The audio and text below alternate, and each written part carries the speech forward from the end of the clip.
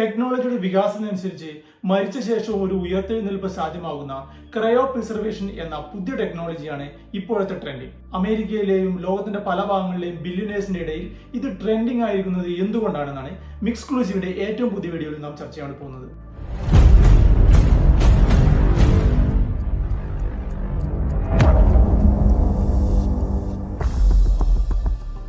ആരോഗ്യമേഖലയുടെ വികാസത്തെക്കുറിച്ച് മണിക്കൂറുകളോളം നമ്മൾ അഭിമാനപൂർവ്വം സംസാരിക്കുമെങ്കിലും നമ്മൾക്ക് ഇന്നും ചികിത്സിച്ചു ഭേദമാക്കാനാവാത്ത അനവധി രോഗങ്ങളുണ്ട്. എന്നാൽ ടെക്നോളജി ഓരോ മിനിറ്റിലും വികസിച്ചുകൊണ്ടിരിക്കുകയാണ്. വർഷങ്ങൾക്ക് മുന്നേ ചികിത്സയില്ലാതിരുന്ന പല രോഗങ്ങളും ഇന്ന് ഭൂമിയിൽ തന്നെ ഇല്ല എന്നും പറയാം. അതുപോലെ ഇന്നത്തെ പല രോഗങ്ങൾക്കും നാളെ മരുന്ന് കണ്ടുപിടിച്ചേക്കാം. ഈ ചിന്തയിൽ നിന്നാണ് ക്രയോ പ്രിസർവേഷൻ എന്ന ചിന്ത ഉടലെടുത്തത്. ഇന്നത്തെ ടെക്നോളജിയിൽ മരുന്നില്ലാതെ മരിച്ച ആളുകളുടെ ശരീരമുണ്ടെങ്കിൽ അവരെ ഇന്നുള്ള അതേ മാനസിക നിലയിൽ അല്ലെങ്കിൽ ഇതിനേക്കാൾ നല്ല രീതിയിൽ ജീവിതത്തിലേക്ക് തിരിച്ചു കൊണ്ടുവരാൻ കഴിയുമെന്നാണ് ശാസ്ത്രലോകം പ്രതീക്ഷിക്കുന്നത്. പക്ഷേ നൂറ്റാണ്ടുകൾക്ക് ശേഷം കണ്ടെത്തിയേക്കാവുന്ന ഈ ടെക്നോളജിയിലേക്ക് ഇന്നുള്ള നമ്മുടെ ശവശരീരം എങ്ങനെ സൂക്ഷിക്കാം എന്നാണ് അമേരിക്കയിലെ അൽക്കോർ ലൈഫ് എക്സ്റ്റൻഷൻ ഫൗണ്ടേഷൻ എന്ന കമ്പനിയുടെ കണ്ടെത്തൽ. ഏകദേശം 233 ആളുകളുടെ ശരീരം ഇങ്ങനെ സൂക്ഷിച്ചു വെച്ചു എന്ന് പറയുമ്പോൾ മനസ്സിലാക്കാം ഈ ടെക്നോളജിയുടെ വിശ്വാസ്യത. ക്രയോണിക്സ് എന്നാണ് ഈ ടെക്നോളജിയുടെ പേര്. ഈ മേഖലയിലെ അധികായരാണ് അൽക്കോർ എന്ന കമ്പനി. 52 വർഷത്തിലധികം പ്രവർത്തന പരിചയമുള്ള ഇവർ മരണമടഞ്ഞ ആളുകളുടെ ശരീരം കൊടും തണുപ്പിൽ സൂക്ഷിക്കുന്നു. ഭാവിയിൽ എപ്പോഴെങ്കിലും വൈദ്യശാസ്ത്രത്തിന് ഉന്നതി ഉണ്ടാകുമ്പോൾ അവ തിരിച്ചെടുക്കാം. വിട്രിഫിക്കേഷൻ എന്ന പ്രക്രിയ വഴി ആദ്യം തന്നെ തണുപ്പിൽ രക്തം കട്ടപിടിക്കാതിരിക്കാനുള്ള ഒരുതരം ലായനി ശരീരത്തിൽ നിറയ്ക്കുന്നു.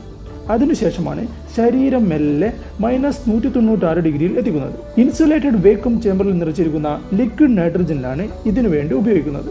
കേൾക്കുമ്പോൾ സംഗതി രസകരമായി തോന്നുന്നുണ്ടെങ്കിലും ഇന്നത്തെ ടെക്നോളജിയുടെ അടിസ്ഥാനത്തിൽ ഇതൊക്കെ വെറും മണ്ടത്തരം മാത്രമാണ് എന്നാണ് ലോകത്തെ പ്രശസ്തരായ അനാട്ടമിസ്റ്റുകളൊക്കെ പറയുന്നത്. കാരണം വെട്രിഫിക്കേഷൻ ചെയ്യാൻ ഉപയോഗിക്കുന്ന ലായനി തന്നെ കോശങ്ങൾ നശിപ്പിക്കാൻ സാധ്യതയുള്ളതായി അവർ പറയുന്നു.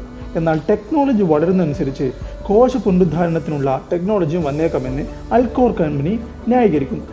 കാരണം അവർ തന്നെ നാനോ ടെക്നോളജിയിലും റീജനറേറ്റീവ് മെഡിസിൻസ് രംഗത്തും ഒരു മാറ്റം കൊണ്ടുവരുന്നതിനുള്ള പരീക്ഷണങ്ങൾ തുടങ്ങിക്കഴിഞ്ഞു എന്ന് അവർ പലപ്പോഴും അവകാശപ്പെട്ടിട്ടുണ്ട്. 2 ലക്ഷം രൂപ മുടക്കി ഇങ്ങനെ ഒരു ഉറപ്പുമില്ലാത്ത കാര്യത്തിലേക്ക് കാശ് കടണോ എന്ന് ചിന്തിക്കുന്നവരായിരിക്കും പലരും. എന്നാൽ അതിനു മുന്നിൽ ചില കാര്യങ്ങളുണ്ട്. ലോട്ടറി എടുക്കാതെ ലോട്ടറി അടിക്കില്ല എന്ന് പറയും പോലെ എങ്ങാനും പായസം കൊടുത്താലോ എന്ന് ചിന്തിക്കുന്ന കോടീശ്വരന്മാർ അവരുടെ സമ്പാദ്യത്തിന്റെ ചെറിയൊരു പങ്ക് മാറ്റിവെച്ച് ഒരു ഭാഗ്യ പരീക്ഷണം നടന്നാൽ എന്താണ് തെറ്റി എന്ന് ചിന്തിക്കുന്ന ആളാണ് ഞാൻ.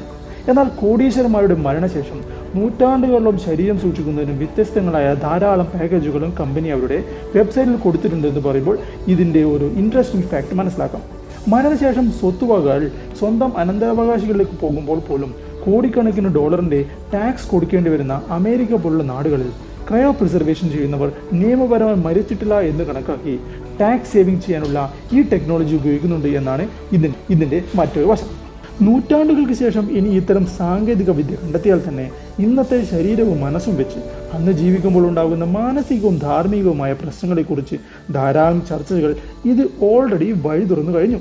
ഭാവിയിലെ ടെക്നോളജി വളർന്നാലുമില്ലെങ്കിലും വർത്തമാനകാലത്ത് വളരെ സന്തോഷത്തോടെയും സമാധാനത്തോടെയും ജീവിക്കാൻ എല്ലാവർക്കും കഴിയട്ടെ എന്ന് മാത്രം ആശംസിച്ചുകൊണ്ട് ഇന്നത്തെ വീഡിയോ നിർത്തുന്നു.